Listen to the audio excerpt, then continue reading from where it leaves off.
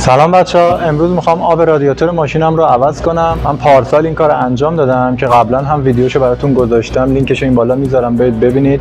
به جرئت میتونم بگم که کامل ترین ویدیوی تعویض آب رادیاتوره که خیلی کاراتون ویدیو کردم. این ویدیو قرار نیست که دیگه همه اون کارهایی که اونجا انجام دادم رو انجام بدم، فقط صرفا آبو میخوام عوض کنم، ولی یه سری نکات هست که توی این ویدیو میگم و یه سری کارا انجام میدم که توی اون ویدیو انجام ندادم. پس پیشنهاد میکنم اگر اون ویدیو رو هم دیدید این ویدیو رو بازم ببینید. پس لایکش کنید و برید ادامه‌شو ببینید. خب همونطور که میبینید بچه‌ها، من کاپوتو که زدم بالا، این که میبینید جکم انداختم زیر ماشین هیچ دلیل خاصی نداره. من چون ظرف مناسب نداشتم که آب قبلی رو توش خالی کنم، این ظرف فقط داشتم. اینم چون ارتفاع سیادو زیر ماشین نمیرفت، مجبور شدم که یکم جک بزنم ماشین رو بیارم بالا که بره زیر ماشین. آبم که آب تصفیه از خونه آوردم. برای آب بچه‌ها معمولا بعضیا آب رادیاتور میریزن، همون آبای سبز رنگ رو میریزن، ولی با توجه به اینکه میگن این آبا خیلیاش تقلبیه و رنگش رنگ خوراکی هست، پیشنهاد میکنن که آب تصفیه یا آب مقطر خودتون بگیرید و با ضد یخ قاطی کنید. منم همین کارو میکنم. این گالون 20 لیتری رو از خونه آوردم که آب تصفیه توشه، ولی خب آب تصفیهش تقریبا مثل مقطره. TDS رو من قبلا اندازه‌گیری کردم، هولوش 30 هست که خب خیلی املاحش کمه، و 2 تا هم ضد یخ گرفتم. برای شروع اول در رادیاتور رو باز کردم و بعد پیچ هواگیری سرسیلندر رو با آلن شماره 5 بازش کردم و بعد یه بطری رو که از قبل تهش رو بریده بودم برداشتم، قسمت پایینش رو نوار تفلون پیچیدم که خیلی راحت روی ورودی رادیاتور فیکس بشه و تکون نخوره. قسمت مهم و اصلی ماجرا اینجاست. از بالای بطری آب تصفیه‌ای که از قبل آورده بودم رو شروع کردم به ریختن و بعد رفتم ماشین رو روشن کردم.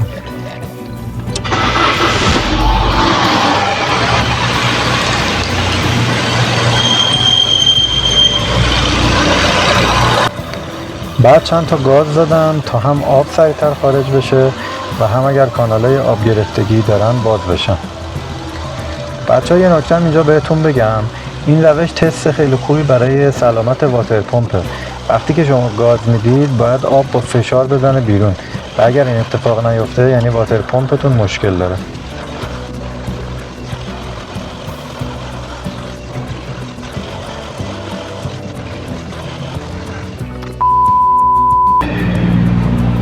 چه آبو ببینید، چه آبی خارج شده ازش.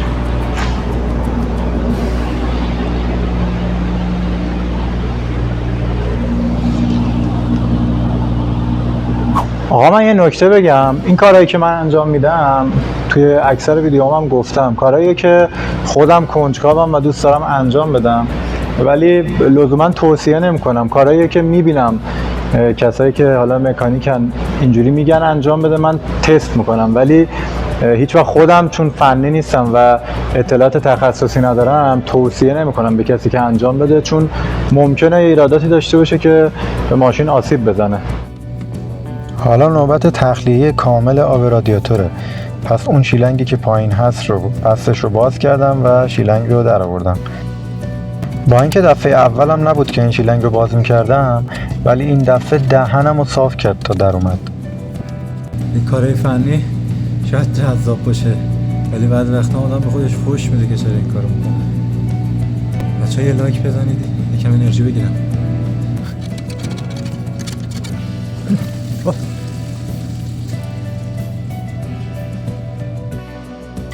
بعد از اون دوباره موتور رو روشن کردم تا اگر هنوز آبی داخل موتور هست خارج بشه، ولی خب هیچ آبی خارج نشد.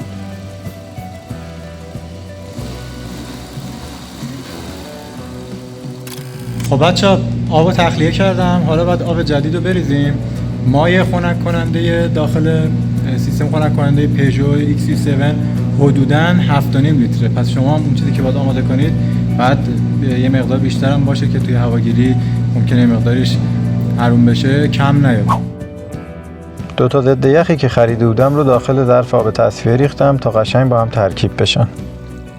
پیشنهاد خودروساز اینه که 50% آب و 50% ضد یخ بریزیم، ولی من 2 لیتر ضد یخ بیشتر استفاده نکردم و هیچ دلیل خاصی هم نداره. بعد شیلنگ پایین رادیاتور رو که باز کرده بودم رو دوباره بستم و بستش رو هم محکم کردم. خوب دقت کنید که درست ببندید که یه وقت نشتی نداشته باشه. بچه اون زیر میرا اینم پیدا کردم. میدونید چیه این؟ هر کس میدونه کامنت کنه. حالا از همون بطری قبلی استفاده میکنم تا مایع رو داخل رادیاتور بریزم. برای هواگیری اول سمت موتور رو هواگیری میکنم و بعد سمت رادیاتور و بعد از ترموستات رو. برای همین درب هوزینگ ترموستات رو بستم و شروع به آب ریختن کردم و صبر کردم تا از پیچ هواگیری سیلندر آب بیاد بیرون. اینجا باید به دو تا نکته دقت کنید. باید انقدر صبر کنید تا هم آب یه دست و یک نواخت بیاد بیرون و هم آبی که میاد بیرون همون آب تمیز رادیاتور باشه، یعنی آب سبز رنگ. بعد پیچ هواگیری سیلندر رو میبندیم و پیچ هوزینگ ترموستات رو باز میکنیم تا از اونجا هم به همین شکل آب خارج بشه. بچه‌ها من یه نکته رو یادم رفت بهتون بگم.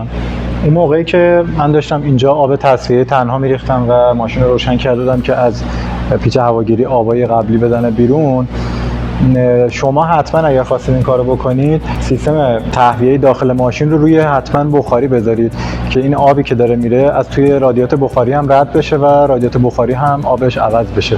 ولی من یادم رفت این کارو بکنم. ولی الان که داشتم آب میریختم اون رو گذاشتم رو حالت بخاری که آب بخاری هم عوض بشه. یه نکته هم در مورد بخاری حالتون گفتم. من قبلا یه ویدیو ساختم که رادیاتور بخاری ماشین رو شستشو دادم با پمپ کولر آبی که خودم خیلی اون ویدیو رو دوست داشتم، تجربه جالبی بود. حتما پیشنهاد میکنم شما هم ببینید، لینکش رو این بالا براتون میذارم.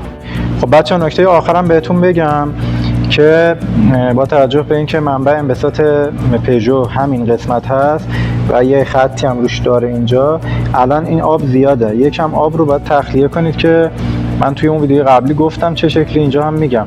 یه دونه شیلنگ رو آبش میکنیم، بعد که پر بشه بعد میذاریم اینجا و سرشون میگیم پایین که وقتی آب تو شیلنگ تخلیه میشه آب توی رادیاتور هم تخلیه میکنه، میذاریم خالی بشه تا تقریبا این خطی که خودش داره. خب بچه‌ها آخرین کاری که باید بکنیم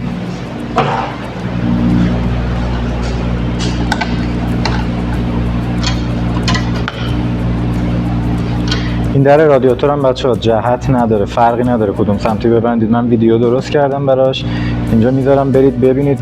کاملا اینو کالبد کافیش کردم که ساختمانشو ببینید، هیچ فرقی نداره کدوم سمتی ببندید. مرحله آخری که میخوایم انجام بدیم، من اینو که بستم، پیچشم که بستم، باید یه دور ماشین رو روشن کنیم که کار بکنه چند دقیقه که هم ببینیم سر تایم خودش قشنگ فن میزنه یا نه. و این شیلنگ پایینم که باز کردیم حتما بچه‌ها اگر این کار میکنید چکش کنید ببینید نشتی نداشته باشه. ممکنه شیلنگ رو بعد جا بزنید، بستش رو محکم نبندید و نشتی بده، میتونه براتون خرجای سنگینی درست کنه. حتما اینو چکش کنید. بچه‌ها فقط یه چیزی برای خودم خیلی سوال شد که الان این وضعیت کارگاه میبینید همه آبا اینجا ریخته، بعد این چیه من این زیر گذاشتم؟ دقیقا نقشش چی بود این؟ کسی اگر میدونه به من بگم خودم روشن شم که چرا اینو گذاشتم اینجا، چرا واقعا. خب این ویدیو هم تموم شد بچه‌ها. دمتون گرم که تا آخرش تماشا کردید. لایک ویدیو یادتون نره چون واقعا خیلی میتونه به من کمک کنه. برای شما هزینه‌ای نداره و وقتی یادتون نمیگیره، ولی به من خیلی میتونه کمک کنه و به من انگیزه بده که این کارو ادامه بدم. اگر هم در مورد موضوع خاصی دوست دارید ویدیو بسازم حتما توی کامنت ها بگید. دمتون گرم. فعلا خدافظ.